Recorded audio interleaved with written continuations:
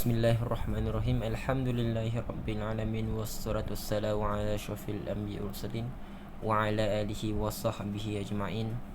Amma ba'd.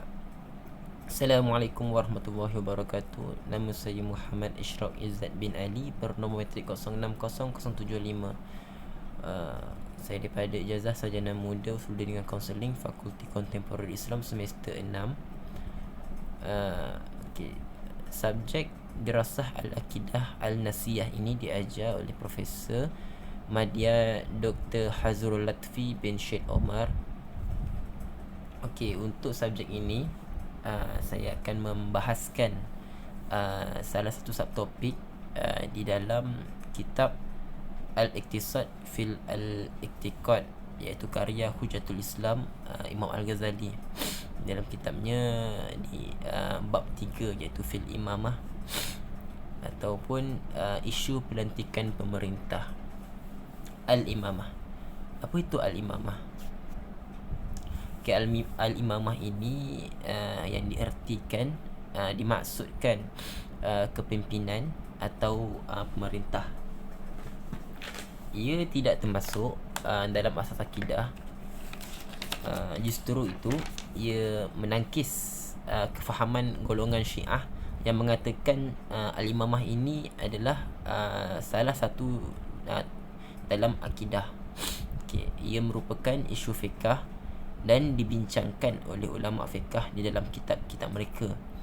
Isu ini dipertikaikan kerana ia menjadi bahan taksub golongan Syiah.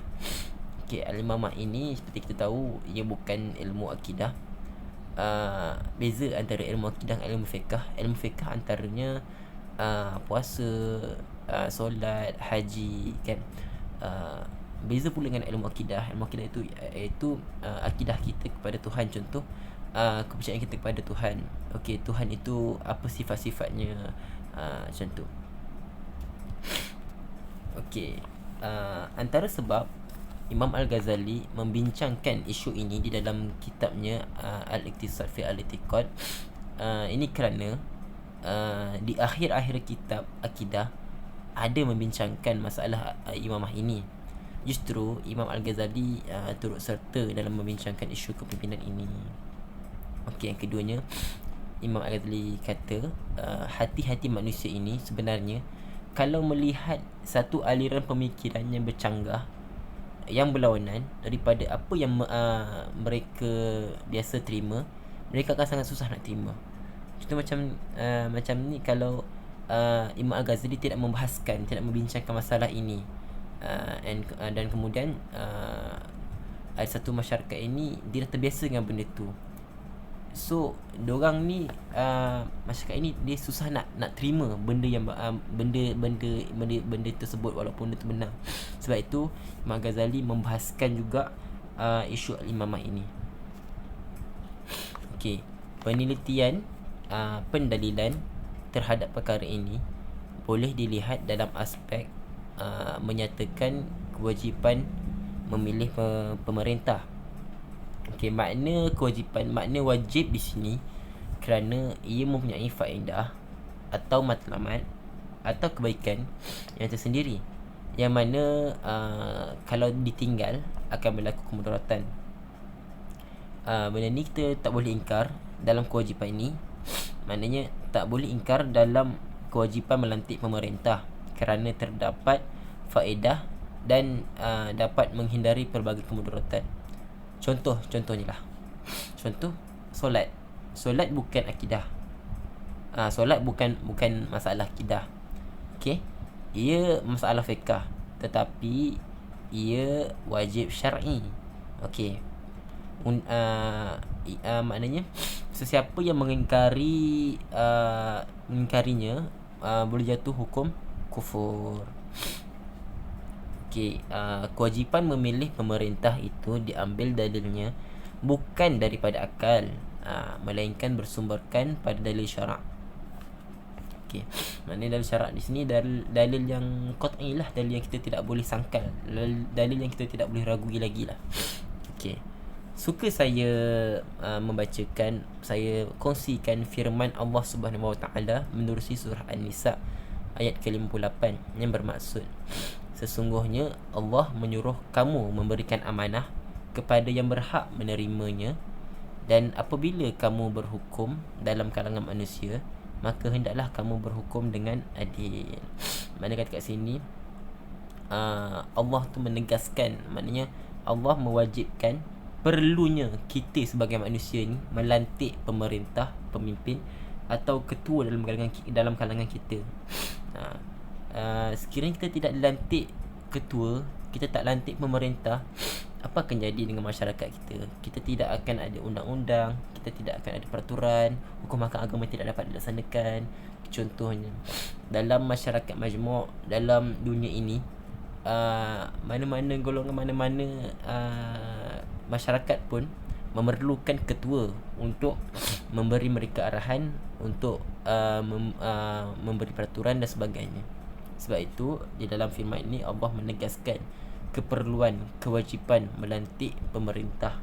Maknanya kat sini kita dah lantik pemerintah, perlu juga kita melantik pemerintah yang betul-betul, iaitu yang ada sifat amanah, yang ada sifat adil, bertanggungjawab sebagainya. Okey. Okey, hujah Imam Al-Ghazali, undang-undang urusan agama dikehendaki oleh tuan yang memiliki syarak, iaitu Rasulullah SAW secara pastinya, secara qat'i.